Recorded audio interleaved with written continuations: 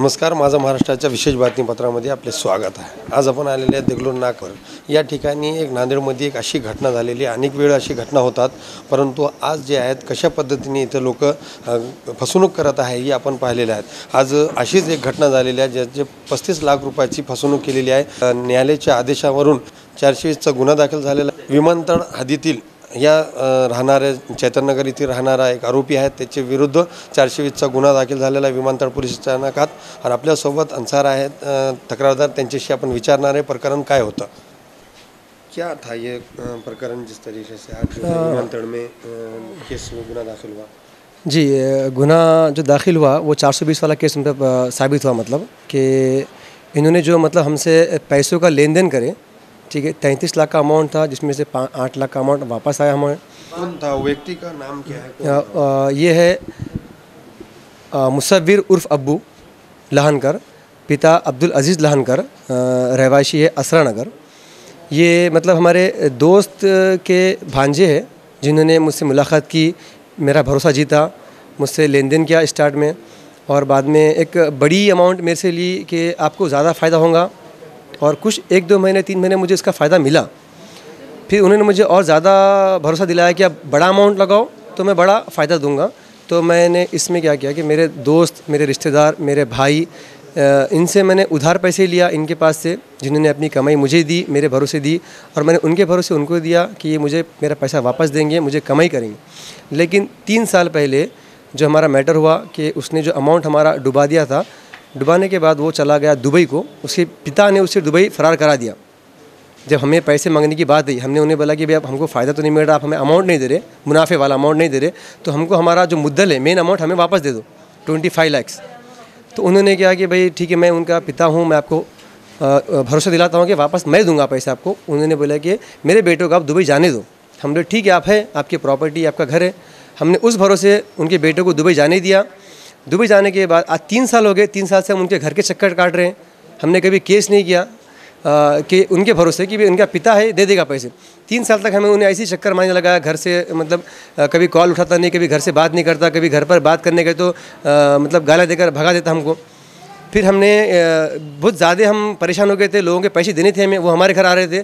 तो हमने ये केस किया विमानतल पुलिस स्टेशन, वहाँ पर इसके बारे में हमने केस करने के बाद प्रशासन से उम्मीद की थी कि जल्द से जल्द कार्रवाई आगे बढ़े और ये बात अदालत तक पहुँचे और उन पर सख्त कार्रवाई हो, और वो जो उन्होंने काम किया उसको वो उन्होंने पाए तकमील तक पहुँचे।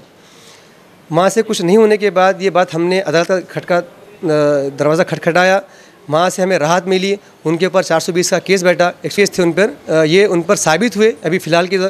और उन्होंने 3 महीने पहले उनके बेटे को डबल, वो अभी कुछ दिन पहले 6 महीने पहले आया था नांदेड़ मिलने, शादी हुई उसकी।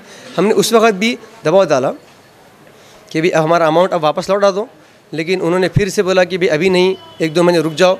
2-3 महीने होने आ रहे अभी, लेकिन 1 महीना पहले उन्होंने और उनके बेटे को दुबई भेज दिया, फ़रार करा दिया, और वो ख़ुद भी फ़रार है। कौन? अब्दुल अजीज़ लहानकर, जो उसका पिता है वो भी फ़रार है, और उसका बेटा मुसव्विर उर्फ अब्बू ये भी फ़रार है, 2 भी फ़रार है। अन्सार भाई, आरोपी कितने हैं इसमें? जैसा एक ही है या आरोपी कितने? आरोपी 2 है जी।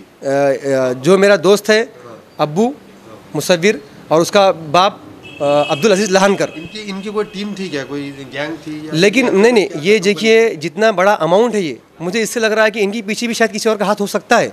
मैं ये दावे से तो नहीं कहूँगा, लेकिन जो दिमाग से इन्होंने गेम खेला, मतलब इसमें इन्होंने क्या किया कि मेरे जैसे कई और भी लोग हैं, जो और भी लोग हैं जिन्होंने अभी तक सामने नहीं आए, और भी लोगों का पैसा इसमें अटका है। तो मुझे लगता है कि ये बाप बेटे मिलकर तो ये रैकेट अकेले नहीं चला सकते। पॉसिबिलिटी है कि इसमें और किसी और का हाथ हो, लेकिन इनका जो बाप है, इसके बाप की जो मतलब जो बातें, जो अल्फाज है, इससे लगता है कि इसके बाप ने शायद इससे पहले भी कहीं और गेम खेला होगा, इसके बाप ने कहीं और भी किसी को फंसाया होगा, या हमने सुना है कि इसके बाप की कहीं ज़मीनें हैं, अब्दुल अजीज़ लहानकर की बेनामी ज़मीन है। मतलब जो आप देखते हैं आज मतलब मैं बोल नहीं सकता हूँ कि आपको क्या क्या मतलब उसके भी हालात है, वो कैसा किस तरीके से रह रहा है। आज अगर देखिए आप, तो एक आम आदमी जो ज़िंदगी गुजार रहा है, उससे वो कहीं अच्छी ज़िंदगी गुजार रहा है अपने घर में, पैसों लोगों का पैसा हड़प करके वो आराम से जी रहा है।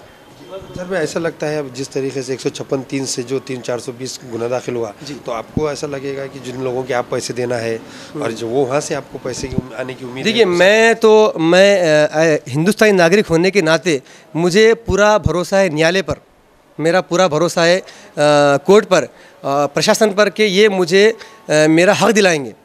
तो मुझे उम्मीद है और मैं कॉन्फिडेंट हूँ इस बारे में कि प्रशासन मुझे मेरा हक दिलाएगा।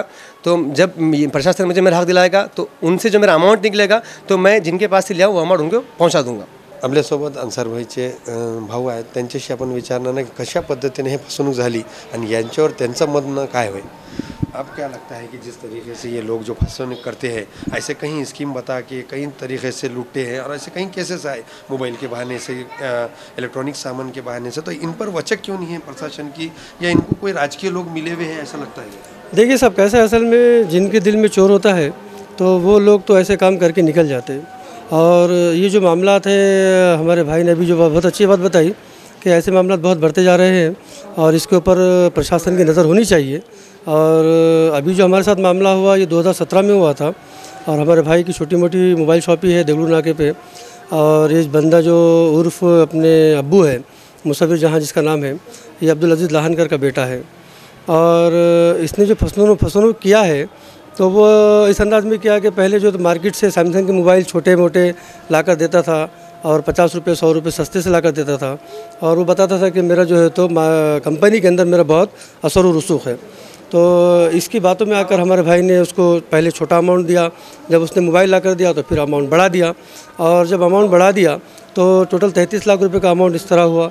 और अमाउंट हो जाने के बाद उसने 8 लाख रुपए का तकरीबन अमाउंट का माल सैमसंग के मोबाइल हमारे भाई को वापस दिया। बाकी जो 25 लाख रुपए बचे तो ये उसने टालम टोल चालू कर दिया जब अमाउंट 25 लाख का पहुंच गया। अभी अब्दुल अजीज़ लाहनकर का गेम है या मुसव्विर और जहान अब्बू का गेम है या फिर और इसके पीछे कौन है ये तो हम नहीं बता सकते। ये काम न्यायालय का है और वो इसके बारे में जांच करेगा। ऐसे लोगों को सख्त सज़ा होना चाहिए, रुकना चाहिए गैंग, ये रुकना चाहिए, ये बिल्कुल रुकना चाहिए। क्योंकि देखिए आज असल में हमको अल्लाह पे भरोसा है, हमारे छोटे भाई को है, तो इस बिना पर समझो अल्लाह ने हमारी मदद की, इसलिए हमारे भाई ने कोई गलत कदम नहीं उठाया। वरना अगर ऐसे मामला हम कोई और मज़हब के अंदर देखेंगे तो ये देखने को मिलता है कि अगर किसी का 2-5 लाख रुपए का भी नुकसान हो जाता है तो वो सीधा आत्महत्या करने चला जाता है। तो ऐसे अगर प्रकरण होते रहेंगे तो ऐसे गरीब लोग जो है तो आत्महत्या के अलावा दूसरा कोई रास्ता इख्तियार नहीं कर सकते। इसलिए प्रशासन का काम है कि वो ऐसी चीज़ों पर बहुत कड़ी नज़र रखे और इसके ऊपर वाच रखे। ऐसा क्या नौबत आ गई थी कि जो कोर्ट में जाना पड़ा था, विमानतल पुलिस स्टेशन में कार्रवाई क्यों नहीं ली गई? विमानतल पुलिस स्टेशन में देखिए असल में पीआई साहब हमारे काकड़े साहब है और पीएसआई साहब हमारे जो है तो हराड़े साहब है और दोनों ने भी जो है तो हमको अच्छा यानी कि उनकी तरफ से हमको रिस्पांस मिला और उन्होंने हमारी केस को बहुत अच्छे से गौर से सुना और उन्होंने जो भी उनसे हो सकता था वो बैठक करा के मामले को निपटाने की कोशिश की, लेकिन वो नहीं हुआ और उनकी तरफ से जो है तो एफ़आईआर दाखिल नहीं हुई। जब उनकी तरफ से एफ़आईआर दाखिल नहीं हुई तो फिर हमने न्यायालय का कोर्ट का दरवाज़ा खटखटाया और अल्लाह के करम से हमको शुरुआत हुई इंसाफ की कि 156(3) दाखिल हुआ और 420 का 406 और 38 ये 3 कलम जो है तो उनके बाप बेटे पर बैठे। एक तो अब्दुल अजीज़ लाहनकर और दूसरा जो है तो मुसव्विर जहान उर्फ अब्बू, ये दोनों के ऊपर 420 की कलम बैठी। आपके भाई कहीं लोगों के पैसे देना है सर, ऐसा आप क्या कहना चाहते हैं कि जिस तरह में पैसे मिलते हैं तो जो भी लोगों मैं वो लोगों का तो सबसे पहले शुक्रिया अदा करना चाहता हूँ कि जो लोगों के पैसे हमारे भाई देना है वो लोग 3 साल से सब्र कर रहे हैं, अल्लाह उनको उसका बेहतरीन नज़र दे। और वो लोग जो है तो मेरे भाई को वक्तन फ़ौक्तन पैसे की मांगनी करते हैं लेकिन उन्होंने बहुत ज़्यादा टॉर्चर नहीं किया। मैं उन लोगों से इतना निवेदन करता हूँ कि वो थोड़ा और सब्र करें और हमको न्यायालय भरोसा है, जैसे ही हमको अब्दुल अजीज़ लाहनकर की तरफ से जैसे ही हमको अमाउंट आएगा हम ये पैसे उन तक वापस पहुंचा देंगे जिन जिन के पैसे मेरे भाई ने वो लिया है। फरार है दो भी आरोपी जो है अब्दुल अजीज़ लाहनकर और अब्बू यानी कि उसका बेटा, ये 2 भी आरोपी फ़रार है नांदेड़ से। और हम ये गुजारिश करते हैं हमारे माझा महाराष्ट्र चैनल के माध्यम से कि जिस किसी को भी ये दोनों आरोपी नज़र आए तो वो मैं मेरा नंबर देता हूँ, कॉन्टैक्ट नंबर, इस कॉन्टैक्ट नंबर पर मेहरबानी करके हमको इत्तला करें ताकि हम प्रशासन को उसकी इत्तला पहुँचाएँ। हे होते आपल्यासोबत तक्रारदार. त्यांचं असं म्हणणं आहे की ज्या पद्धतीने नांदेडमध्ये लोकांची फसवणूक होत आहे आणि या लोकांच्या आमिषाला बळी पडू नये, काऊन तर हे असंच प्रकारचे स्कीम आणतात आणि लोकांची फसवणूक करतात आणि फसवणूक झाल्यावर लोक परेशान होतात, आत्महत्या करतात, लोकांचे पैसे देणं असतो. परंतु अशा टोळीला काही राजकीय लोकांचा सपोर्ट असल्यामुळं हे टोळी काही सापडत नाही आणि ह्या टोळीवर प्रशासनाची वचकसुद्धा पडत नाही. यासाठी यांच्यावर कडक कारवाई व्हावे आणि अन्यथा ह्या लोकांचे पैसे मिळावे अशी त्यांची मागणी आहे. माझा Maharashtra, Nanded. Modern tiles and sanitary. आमच्या इथे सर्व प्रकारचे टाइल्स, ग्रेनाइट, कडप्पा तसेच प्लंबिंग व सॅनिटरीचे सर्व सामान योग्य व वाजवी दरात मिळेल. Modern tiles and sanitary, Mohammed function hall जवळ, नवीन Hasapur, Wagi road, Nanded. Modern tiles and sanitary. संपर्क